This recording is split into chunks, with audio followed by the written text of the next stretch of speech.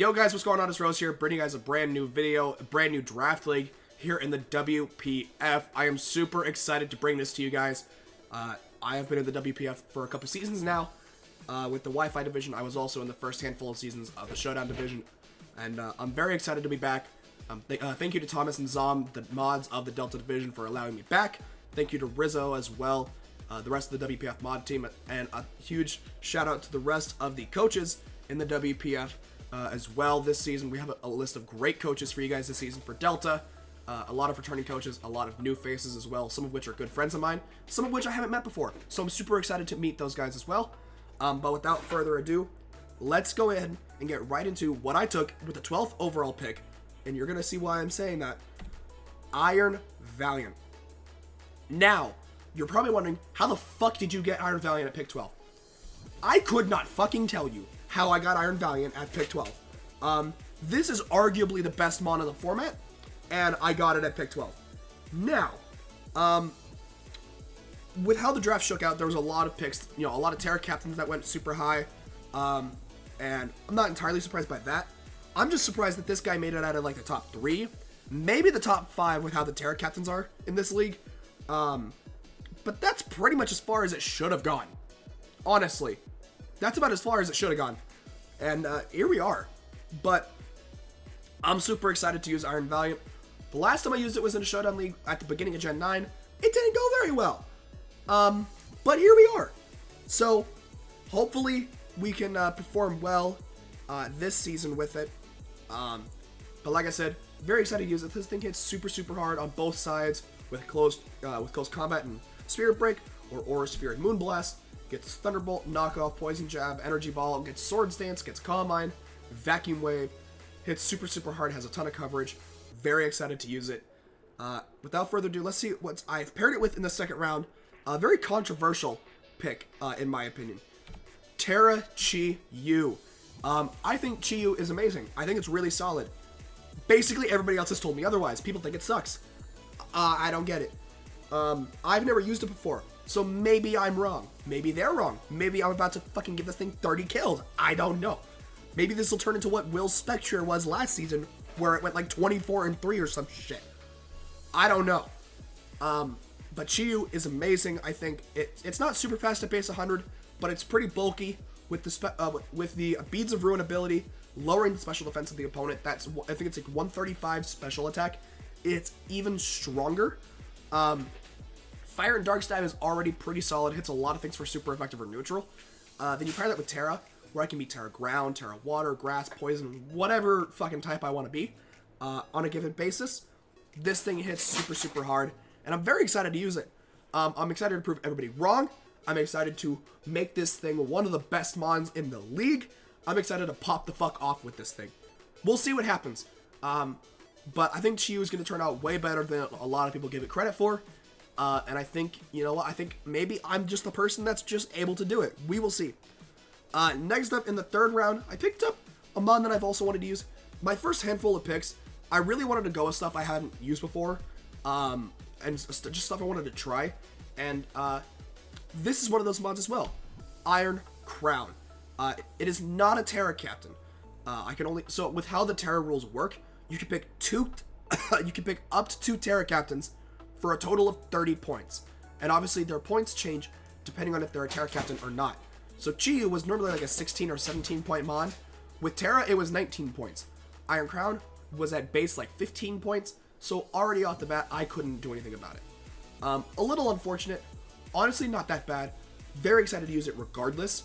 I think Iron Crown is really solid. It's a really good fairy switch in. Just being a super specially defensive steel type is amazing. Getting a lot of coverage as well. On the steel and psychic side mostly. Getting Volt Switch is really nice. Getting a couple of fighting type moves as well.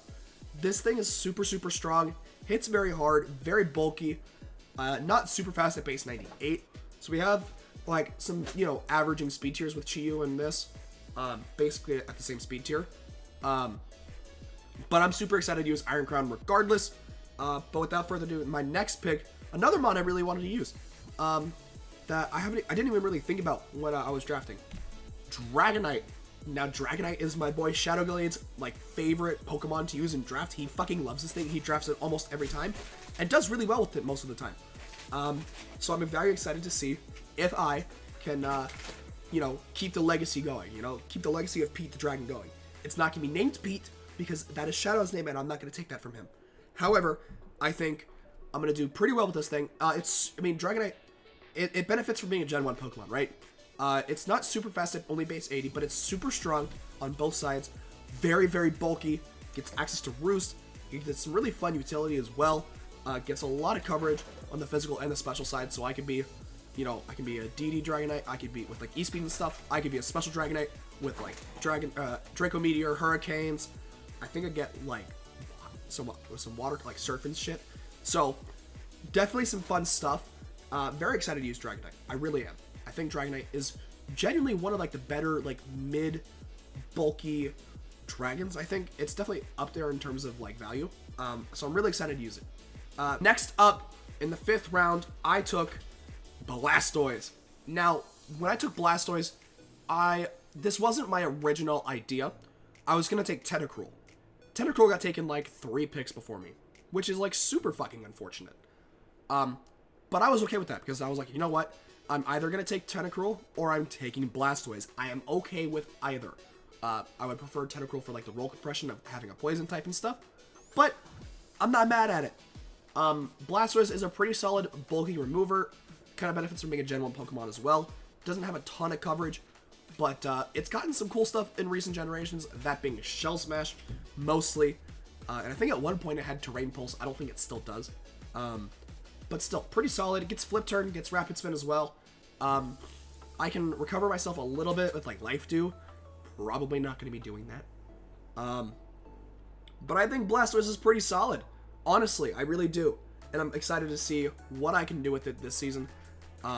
Next up, in round 6, we took our second Terra Captain in Terra, Sinistcha.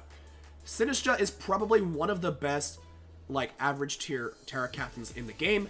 This thing is amazing, especially in a free Terra preview format, which is what the WPF is.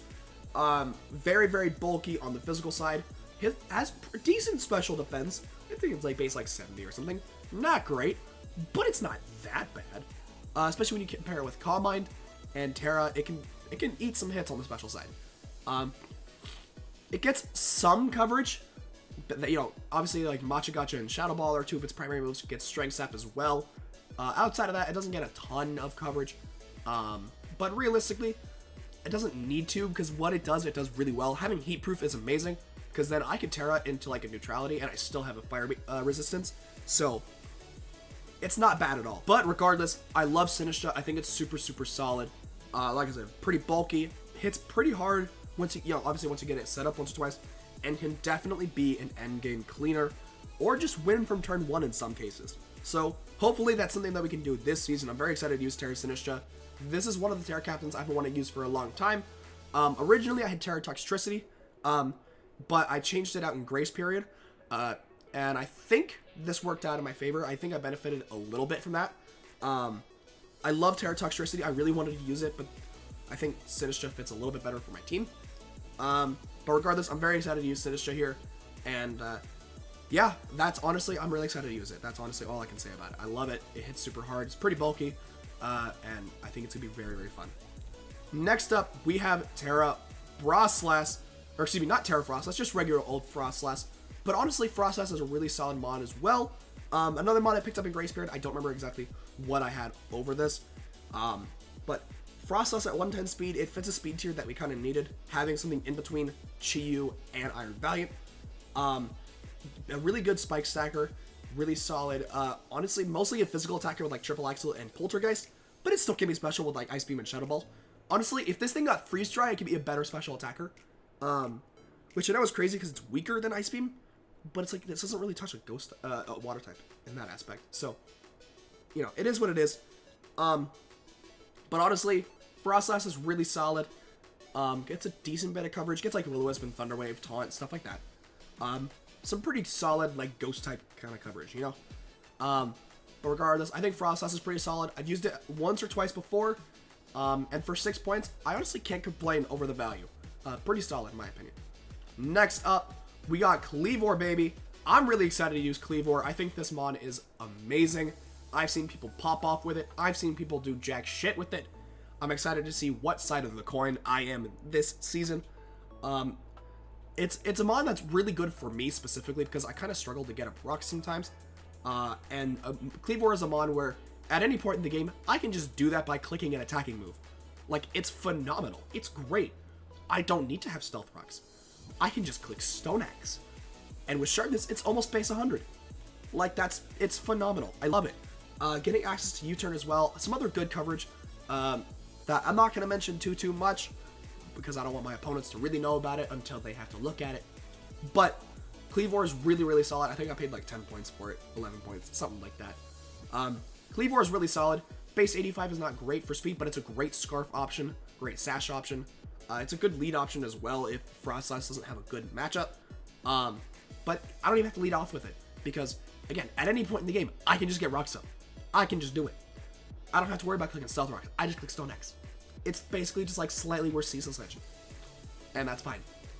But I love Cleavor. I'm very excited to use it. And we'll see what it does for me this season. Next up, we have my Sandaconda Don't. My Sandaconda Don't. I love Sandaconda. This is one of my favorite budget ground types. I love this thing. It's a very stupid snake, but I love him. You know? Some pretty solid coverage. Earthquake, gets access to Glare. I can Scale Shot. Gets Stone Edge. It can be a coil option as well. It's another mod that also can set Stealth Rocks. I just can't do it by clicking an attacking move, so I have to click Stealth Rocks. But regardless, like, Sandaconda is really, really solid.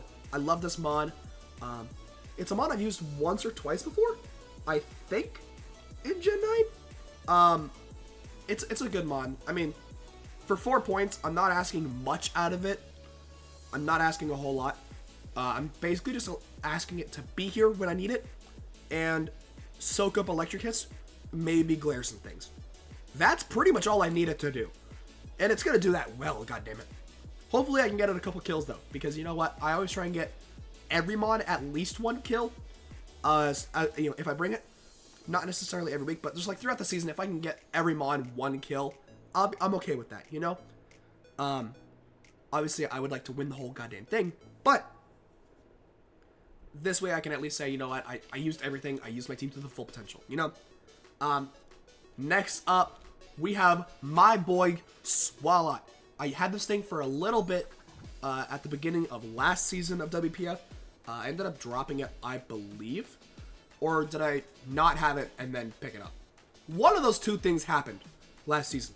My memory is foggy. I'm sick. I'm blaming it on that shit. But also I would have forgotten anyway. But that's irrelevant. Regardless, Swalot is one of the better, like, budget fairy switch-ins.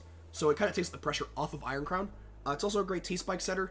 It's a great, like, honestly, it's a good bulky poison. Getting a lot of coverage on the physical and the special side. Getting access to some setup as well. I think Swalot's going to be very, very fun and very, very good for us this season. And I'm excited to see what it does. And last but certainly not least, we have Hazard Stack, the Pokemon.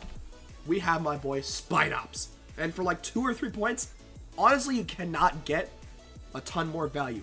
U-turn, knockoff, T-Spike, Spike, Sticky Web. That's it. That's all this thing has. That's all this thing needs. It also gets first impression, actually. So, fuck it. I'm just going to click ban first impression one time. At least one time it is happening. I can promise that. I can promise at least one time this season I will click banded first impression like I'm a low kicks. Alright? But fuck it, we ball. But yeah, guys, that is going to do it for my draft analysis for WPF Delta Season 4. Let me know what you guys think of the team down below. Make sure you guys like and subscribe. We are trying to hit 100 subscribers by the end of the year.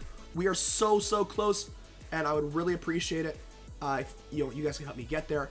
But yeah, guys, that is going to do it for this draft analysis, and I will see you guys in week 1. Peace out.